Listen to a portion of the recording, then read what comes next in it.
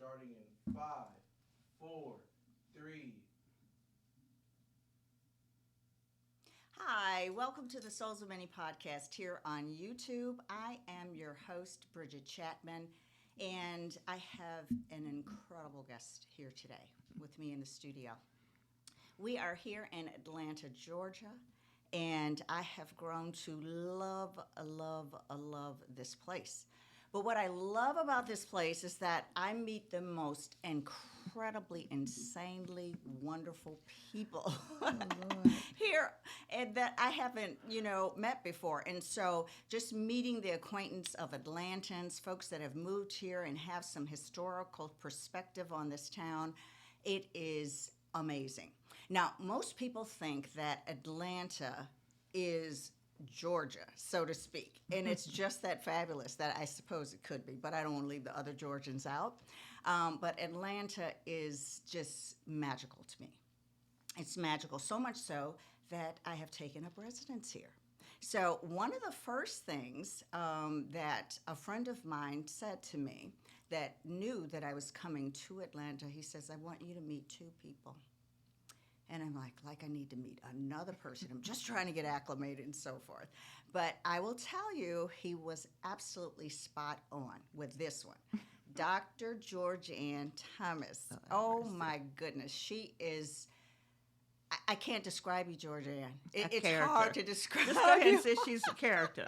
She's just wonderful. She's one of those people that you meet in life that she just has it. She's with it. She's got just a je ne sais quoi about herself. She's fabulous. I just love her. I've been knowing her for a number of months, but I feel like I've known her all of my life. That's true. So she is just wonderful. But I'll just give you a little backdrop on her so that you know who she is and get you familiarized with some of her projects. So Dr. Thomas, she wants me to call her Georgianne, but I have to give her flowers. All that schooling, honey, we have to give you your flowers. Okay. So Dr. Thomas, Georgianne Thomas, is an adjunct professor at an HBCU. And I don't know if my audience, what mix I've got today listening, but I'll tell you, HBCUs, historical black colleges and universities, geez, oh Pete's. I went to a Big Ten and I got certified with Yale in some things and areas, but I will tell you, there is nothing like it. You must experience it. And the pride that they have and the dignity and the class and, oh my gosh, and the homecomings. I can't. And I mean that in a good way. It's just one of those places. And you sent me, Georgianne, something that says, you know why we celebrate so hard and we go so hard for our HBCUs is because we were never the minority. We were never the minority. So you just felt like you belonged when you stepped on campus and you owned it. You walked into your intellect and you did the darn thing. Mm-hmm.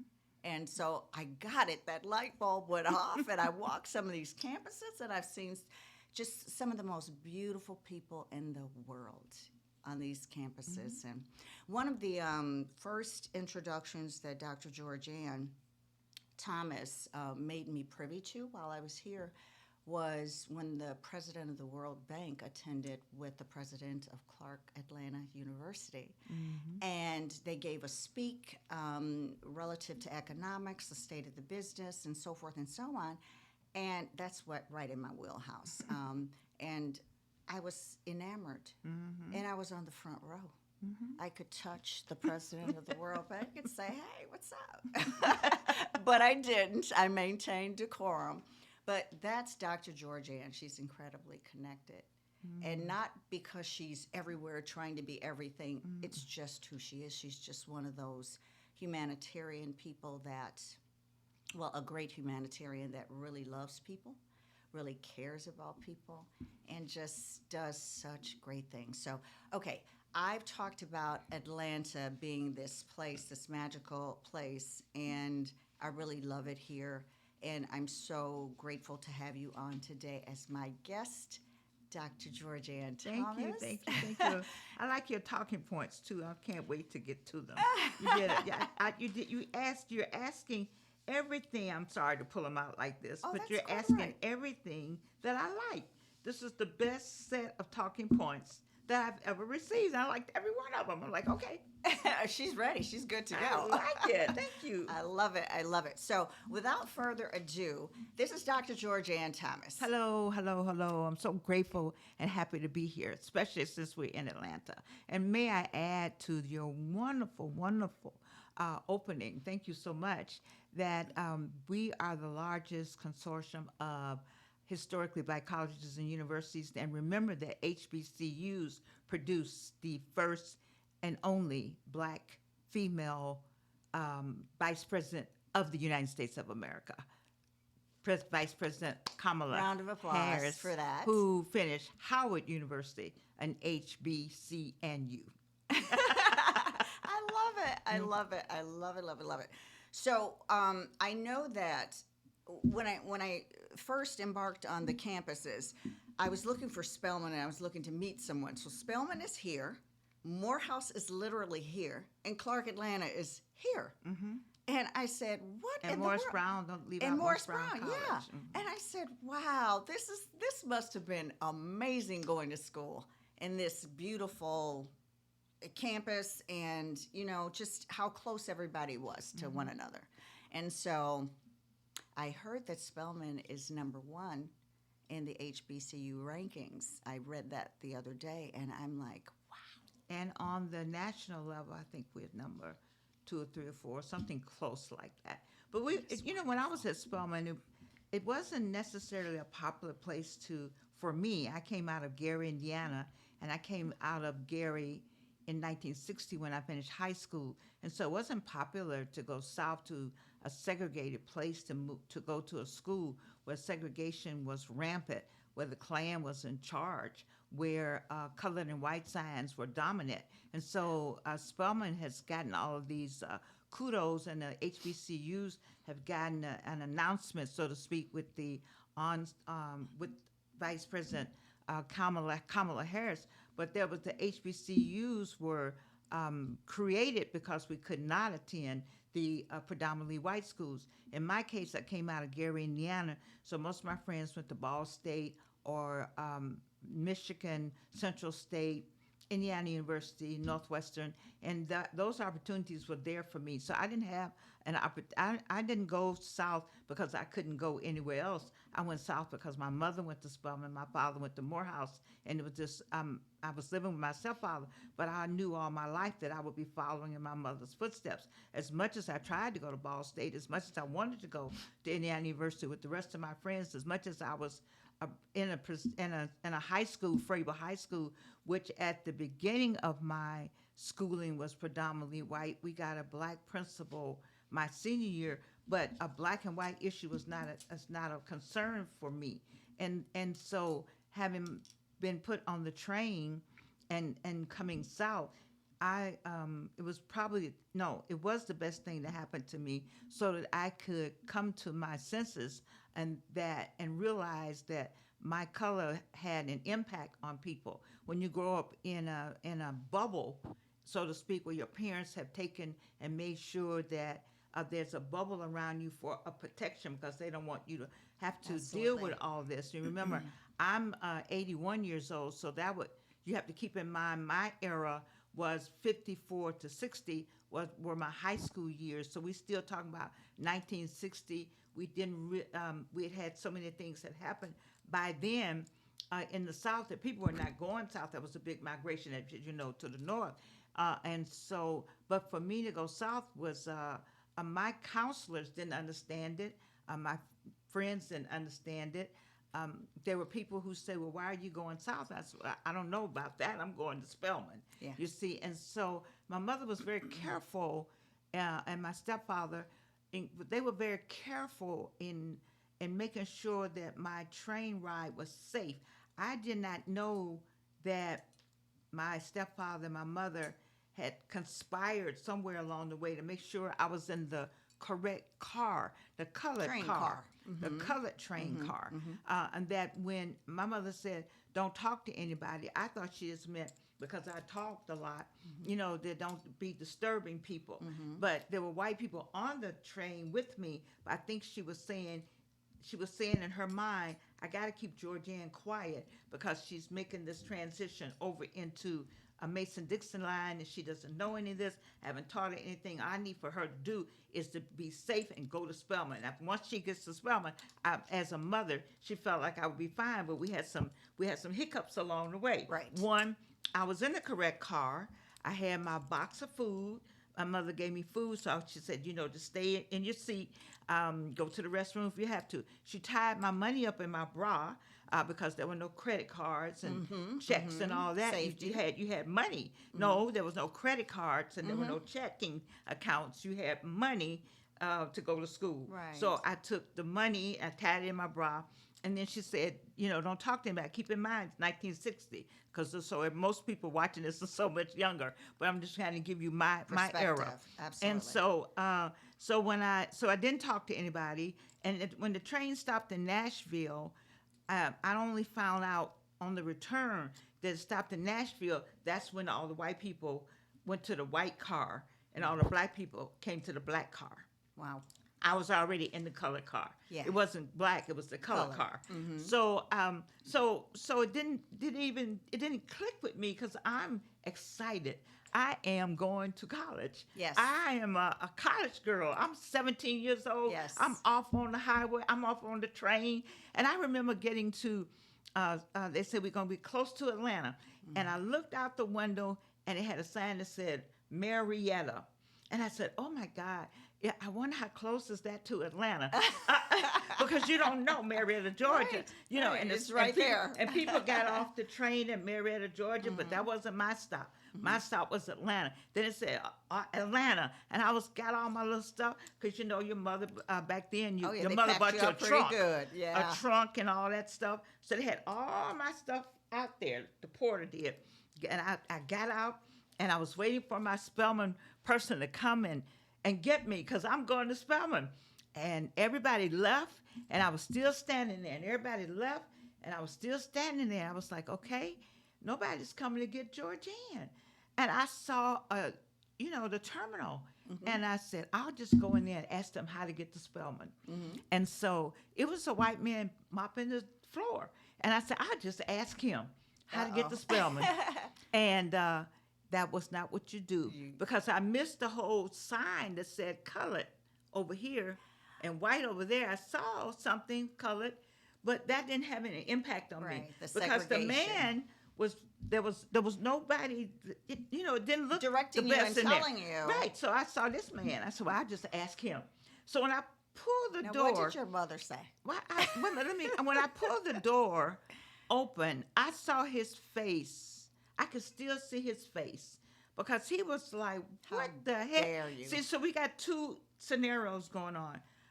A young lady, 17 years old, Naive. on her way to going to college, looking at the man's, these are the same white people that lived across the street from me, the same white people that had gone to school with me, the same white people who were my teachers and counselors, the same white people when I worked in my little job.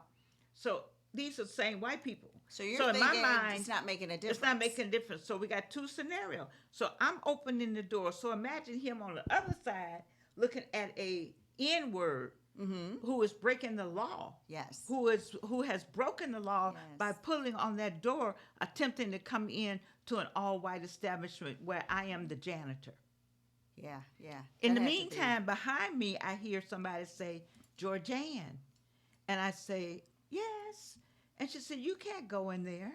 And I'm thinking, like, why I can't go in there? And she said, you don't see the signs. And that's when it started with me. Your introduction. My introduction to Atlanta. And we didn't get in a taxi because black people didn't ride in taxis. We rode in jitneys. So we had to get in the jitney to go to Spelman.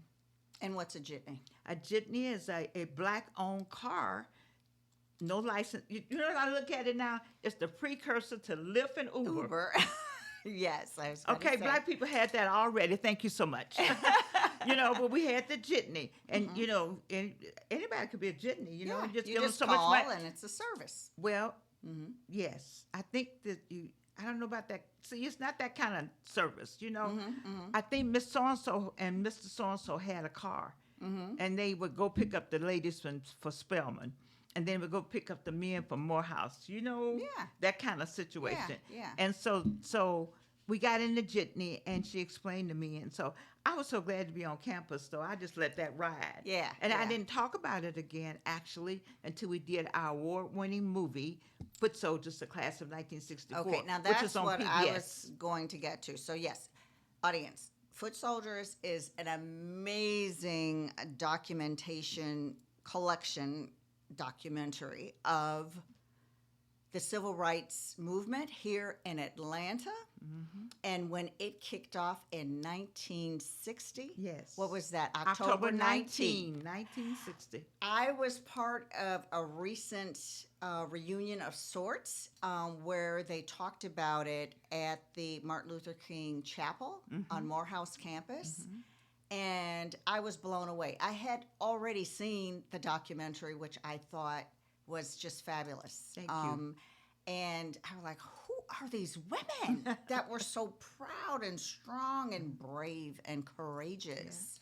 I probably would have been one of those women, knowing my personality. But I was just so proud to be in your presence. And I know sometimes you might take who you are for granted. We do. But as I always say, I have to give you your flowers, because had it not been for you all paving the way, standing up, and risking your lives so I could do a podcast on YouTube, really? Right. I mean, come on. But when we did that, we didn't do it because we thought of today. Actually, and I've spoken to you before about this, but I'll say it to the audience. Actually, when we did the movie, my daughter, Evelyn Sanders Swafford, and I put this movie together. I'm so grateful for her, which is another Northwestern University story we have to talk about. Yeah. She did the movie. We did the movie. And when we talked to the women, many of which have transitioned since the movie is 10 years old now, none of them, or many of them, Bridgette, had never told their stories to their families. Because for us, it was the thing to do, but you just did it. Yeah. I never talked about the burn on my arm until my daughter one day said, "What is that burn? What's that on your arm?" I know you have children. They look at everything. You got kids. You know how you say, "Well, Mama, Very what's observant. that?" Very observant. You know. And I said, a man burned me when I was marching for freedom, and then I didn't say anything else. And my daughter said, Evelyn said, the way I said it so nonchalantly, and she was trying to figure out in her little mind how you get a cigarette burn, and all you're gonna say is, "The man burned me while I was marching," Right. and I didn't say anything else. Cavalier. Yeah. Very cavalier. And I wasn't trying to be that, but we didn't talk about what we did because that is It's what just we what chose to do. It's just what you did. It was Yeah. like waking up in the Yeah. morning and breathing. Yes. It's like you did what was right Yes. and what was in your Didn't soul have anything and else gut. to do with And you anything got out else. there and you paved the way. Yeah. And you didn't realize that you were paving the way for generations to No, come. we It was didn't. just the right thing to do. You know what I loved and adored about this documentary, which, by the way, has won awards? Yes, many. And many awards. many. So look it up. It's called Foot Soldiers, the class Class of of 1964, because it was my class. So I'm the class of 1964, Spelman College. Right, but you came in 1960. So Foot Soldiers, class of 1964. Look that up, audience. And I mean, you will learn. If you don't do anything else, you will learn and be better for it. So, and Dr. Georgianne Thomas, that is her project, and her daughter, Evelyn Sanders. And we have to give kudos to the Atlanta Student Movement because that was the organization that was formed, the Atlanta Student Movement. They, that was Julian Bond and Dr. Rosin Pope I'm so and glad Lonnie you- King and that crew, Charles Black. Yes. They all were they were older, like we were 17, 18. They were like 19. grad They were students. 19 and 20 and Right. 21, and for us that was like old. Yeah, You yeah. see, but they were doing this, and it was because they talked to us. We were new meat for them. We were freshmen, and we were coming in. So Dr. Herschel Sullivan Challenor now was the senior class president. She had been in Paris, so she was back with us for our class, and she said, "This is something you have to do." And the way she presented it to us, you felt compelled. You're like, I got to do this. Especially for me, when they told me you could not eat at Woolworths. Do you know my biggest thrill at, when you're growing up, a Yes, teenager? yes. So when you get old enough to walk to the Woolworth with 25 cents, 15 cents will get you a hot dog and a drink. Yes, you We get a call it a soda drink this, fountain, but drink, 15 cent, and then you get the and 10 malts cent and left. so forth. Oh, The 10 yum. cent left, you get 10 cent would be left, and then you can go to the five and five and dime and find you something. Exactly. So 25 cents was a big deal, and so that was my biggest thing to do. I was able to walk to the Woolworth. Well, when I got here, they said you couldn't go to the Woolworth. You had to go to the back door. And I was like, for a hot dog? And they were like, yeah, for anything. Wow. And so that I thought that was just insane. Yeah. And then the colored and white sign. We talking about going to the bathroom when you got a colored and white sign to go to the bathroom. It was because we were never human. From the perspective. We were never human. We were cargo when we came over, and we have remained cargo to 2023. Per Dr. Daniel Black in the book The Coming, which I recommend for everyone to read. Okay, so I'm going to back up just a little bit because at this event that I attended, there was, I want you to say their names because I don't want to get them mixed up or messed up. Valjean Williams. Okay. She was the one that didn't march. Right. And she told a story about that. Yes. And the other lady was with King. Oh, and Marilyn. And she was jailed with Dr. King. Yeah, Marilyn went to jail. Marilyn Price Holt, who has a book called Foot Soldiers. Yes. So we had to promote her book. So her name is Marilyn Price Holt. Marilyn Price Holt, and the name of her book is Foot Soldiers. Yes, I don't know the rest of it. I would have brought one with But me. she was Fabulous. a wonderful, she's wonderful the lady. iconic picture. Yeah. When you see Dr. King and Lonnie King, no King, Yes. and they have this beautiful woman standing behind That's them. her. That's Marilyn. That's her. There were so many wonderful women, dignified, poignant, just brilliant women behind all these men in the civil rights movement.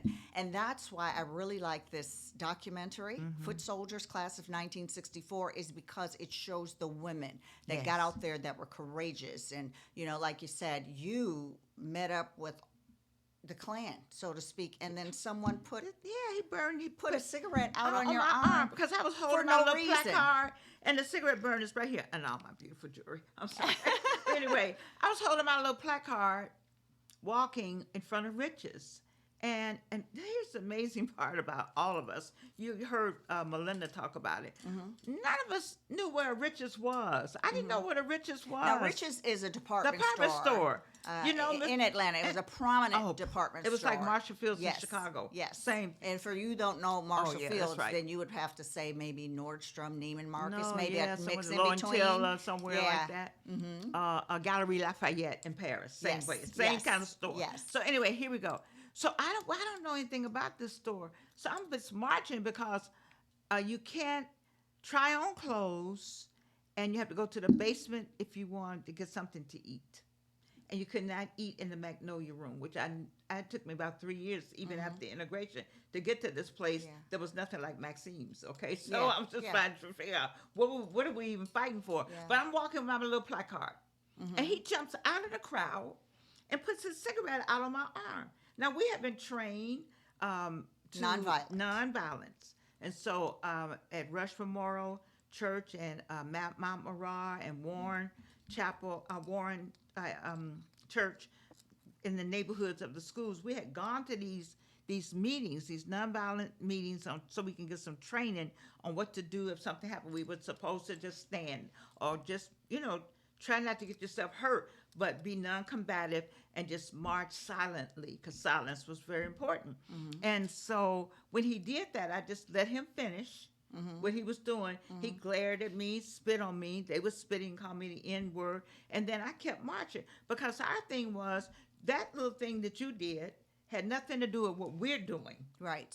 Right. You see, so the line had It's to a stop. distraction. The line That had was to a stop. distraction. We had to. The line kept going. The line had to stop. So we've had to.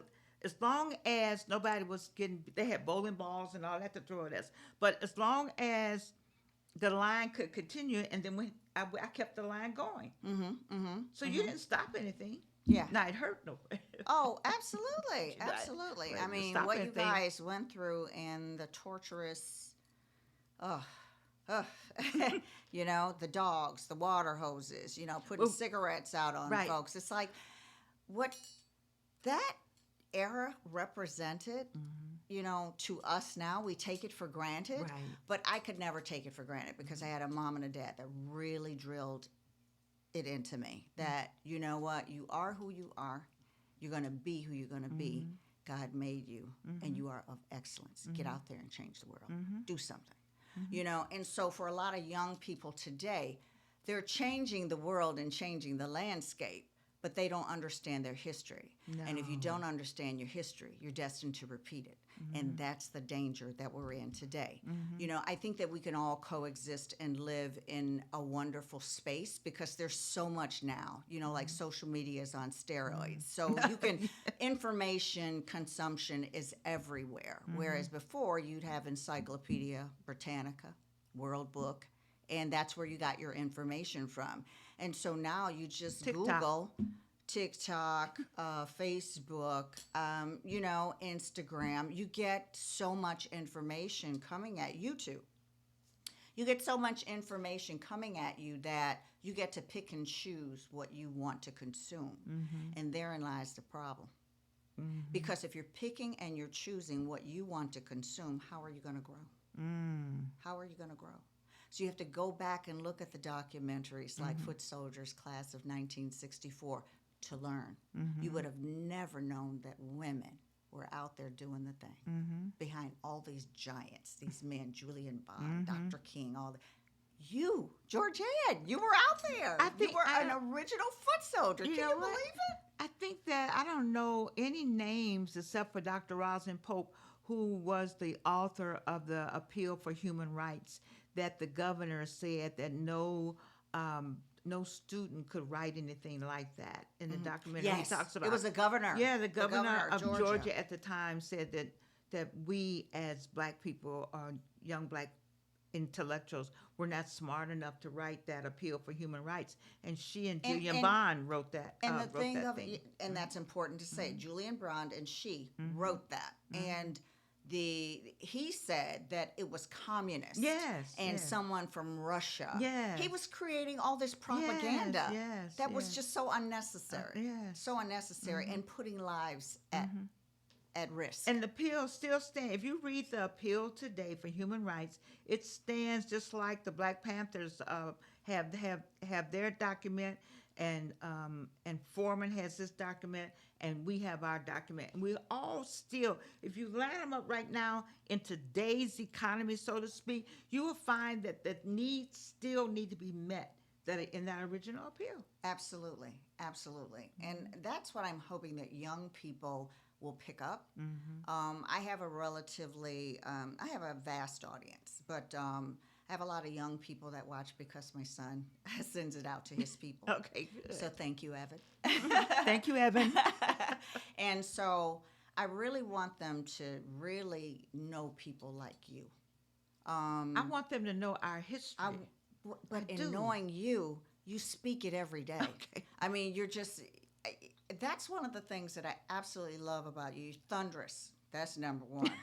Okay. When you walk in a room, everybody knows Lord. Georgianne is in that room. Oh, But Lord, what have I mercy. really love about you is that you say you speak your mind. And it's filtered a little, just a little. But if you're not ready for raw and gritty and the real, then do not ever ask the real Georgianne to show up No. anywhere, because she's going to be eloquent in her speak. She's going to be tactful and diplomatic, but she's going to tell you the truth.